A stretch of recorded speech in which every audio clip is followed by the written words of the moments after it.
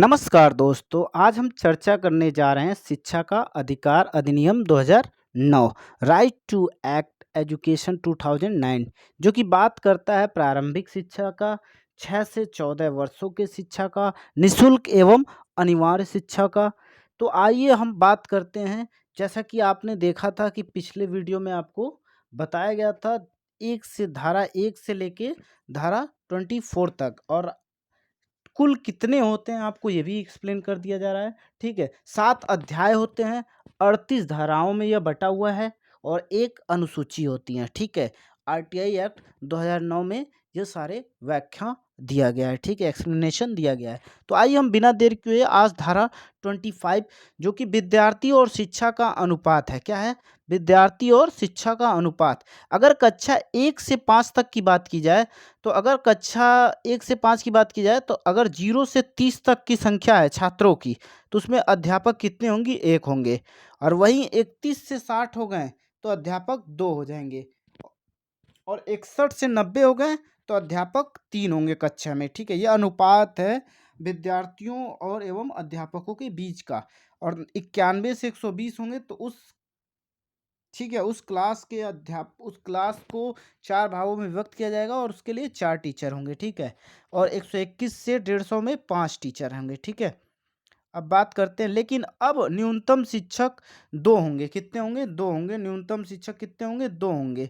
ठीक है, और 150 से अधिक है तो 5 + 1 मतलब प्रधान अध्यापक पद होंगे, और 200 से अधिक होने पर 40:1 का अनुपात होगा। ठीक है, और शिक्षक घंटे कितने होंगे? 800 होंगे, और शिक्षण कार्य दिवस 200। ठीक है, 200 दिन तक शिक्षण कार्य दिवस हो गए, और एक शिक्षक कार्य का 45 घंटा प्रति सप्ताह दिया जाएगा। ठीक है, यह बात कर रहा है 1 से लेके 5 तक की बात कर रहा है, और किस धारा में बात कर रहा है? धारा 25 में। ठीक है, अब बात करते हैं 6 से 8 तक में क्या क्या क्या इसमें दिया गया है। ठीक है, अगर 0 से 35 तक के ठीक है, छात्रों की संख्या है, तो आपकी क्या की जाती है? 1 अध्यापक होंगे, और 36 से 70 तक के बीच में है तो 2 अध्यापक, और 71 से 100 के बीच में है तो 3 अध्यापक। और यहीं बात की जाए 100 से अधिक प्रधानाध्यापक हो, ठीक है, उसका पद दय होगा। ठीक है, 100 से अधिक अगर छात्राएं हैं, 40 छात्राओं पर शिक्षक होगा। अच्छा, विशेष इसमें एक चीज बात कही गई है, जैसा कि आप देख सकते हैं कि कक्षा 6 से 8 तक न्यूनतम 3 शिक्षक अवश्य लगाए जाएंगे, जैसे कि भाषा शिक्षक। ठीक है, जैसे एग्जाम्पल में भाषा शिक्षक में आप जान चुके हैं, इंग्लिश हिंदी जो भी हो। ठीक है, और सेकंड गणित विज्ञान, और थर्ड सामाजिक विज्ञान के शिक्षक होंगे। यह न्यूनतम 6 से और 8 तक के न्यूनतम 3 शिक्षक अवश्य लाए जाएंगे, मतलब इसमें अनिवार्य कहा गया है। ठीक है, कुछ फिर कह रहा है अंशकालिक शिक्षक, कला शिक्षक, नैतिक एवं शारीरिक शिक्षक, यानी फिजिकल की बात करें तो भी इसके लिए अंशकालिक मतलब कुछ कुछ क्षण के लिए, मतलब या कुछ दिनों के लिए भी यह लाए जा सकते हैं शिक्षक। शिक्षक के घंटे 1000 होंगे, शिक्षण दिवस 220 होंगे। कक्षा 6 से 8 तक अगर पूछे तो 220 दिन होते हैं शिक्षण दिवस, और यही कक्षा 1 से 5 तक पूछते हैं तो आपका 200 दिन होते हैं। ठीक है, प्रति सप्ताह 48 ठीक है कलांश होंगे। अच्छा, धारा 26 में कह रहा है शिक्षकों की रिक्तियों का भरा जाना, यानी कि जैसे कि वैकेंसी की बात करते हैं, तो यहाँ पे शिक्षकों की बात है। आरटीआई के एक्ट के तहत, ठीक है, किसी भी शिक्षक को 10% से अधिक पद रिक्त नहीं रखे जाएंगे। ठीक है, और धारा 27 की बात करें तो गैर शिक्षित परियोजनों में शिक्षकों को भेजने का परिच्छेद है। ठीक है, जैसे जनगणना कार्यक्रम, आपदा राहत कार्य तथा स्थानीय निकायों का चुनाव कार्य, अन्य ठीक है कार्यों के अतिरिक्त किसी भी अन्य कार्यक्रम में सम्मिलित होने हेतु बाध्य नहीं किया जा सकता। ठीक है, धारा 28 आपका कह रहा है कि शिक्षक द्वारा प्राइवेट ट्यूशन का प्रतिषेध, मतलब कोई भी शिक्षक सरकारी सेवा में कार्यरत है तो अपने सेवा काल के घंटों के दौरान किसी भी प्राइवेट कोचिंग या संस्था में ट्यूशन कार्य नहीं करेगा।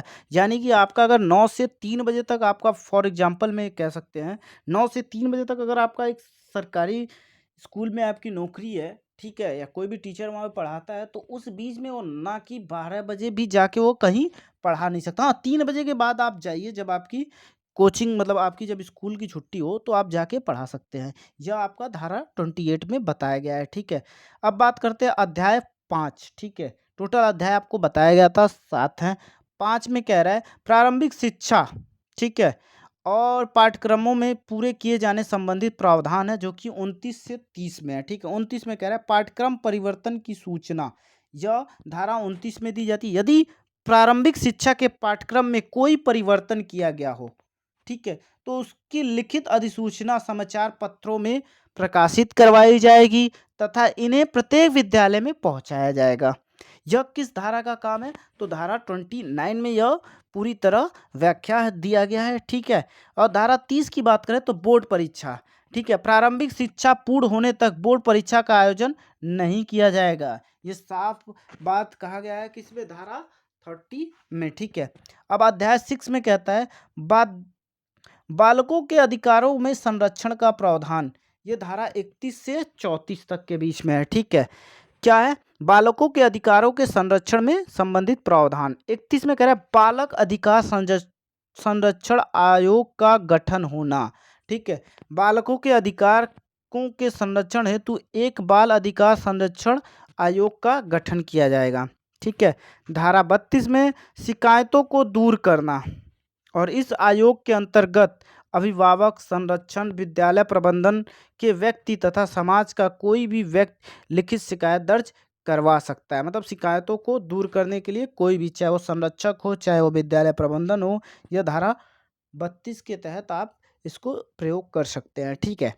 अब धारा 33 केंद्रीय सलाहकार परिषद का गठन, केंद्र सरकार को आरटीआई से संबंधित विभिन्न प्रकार के सुझाव प्रदान करने हेतु एक 15 सदस्यीय केंद्रीय सलाहकार परिषद का गठन किया जाएगा जिसकी अध्यक्षता प्रधानमंत्री द्वारा की जाएगी और यह प्रक्रिया 3 वर्ष में एक बार की जाएगी, ठीक है। यह धारा 33 में बोला गया है। अब धारा 34 में कहता है राज्य सलाहकार परिषद का गठन, यानी कि ये तो आपकी केंद्र की बात जब भी किया जाए तो 33 और 34 में राज्य की तरफ से कुछ सुझाव दिए जाते हैं, जैसे 15 सदस्यीय इसमें भी सलाहकार परिषद का गठन किया जाए जिसकी बैठकों की अध्यक्षता कौन करेगा? मुख्यमंत्री की जाएगी, ठीक है। अध्याय 7 प्रक्रिया अन्य मुद्दे, धारा 35 से 38 में, ठीक है। निर्देश जारी करने की शक्ति किसके पास है? धारा 35 में लिखा गया सुनिश्चित सरकार मार्गदर्शन सिद्धांत जारी करेगी। कौन करेगी? मार्गदर्शन सिद्धांत जारी किसमें किया जाएगा? धारा 35 के तहत, ठीक है। धारा 36 अभियोजना हेतु मंजूरी का प्रावधान, धारा 13, 18, 19 के दंडनीय अपराध के लिए अभियोजना हेतु मंजूरी स्वीकृत की प्रावधान है, ठीक है। धारा 37 एसएमसी के खिलाफ कोई वाद या विधिक कार्यवाही संबंधित क्रिया की जा सकती है, ठीक है। धारा 38 यदि राज्य सरकार चाहे तो अपने निजी हितों का ध्यान में रखते हुए आरटीआई में कुछ संशोधन करवा सकती है। कौन किसको मतलब ये दिया गया है? तो धारा 38 में। फिर से मैं आपको रिवीजन कर दे रहा हूँ। टोटल 7 अध्याय हैं, 38 धाराओं हैं, ठीक है, और एक अनुसूची है। और आप सभी से अनुरोध है अगर चैनल पे नए हैं तो चैनल को सब्सक्राइब जरूर कीजिएगा। और यह आपका आरटीआई एक्ट 2009 अधिनियम आपका पूरी तरह कंप्लीट होता है और इसका पीडीएफ आपके व्हाट्सएप ग्रुप पे मिल जाएगा या टेलीग्राम पे आप ज्वाइन हुई है वहाँ पे भी मिल जाएगा। मिलते हैं नेक्स्ट वीडियो में, तब तक के लिए जय हिंद।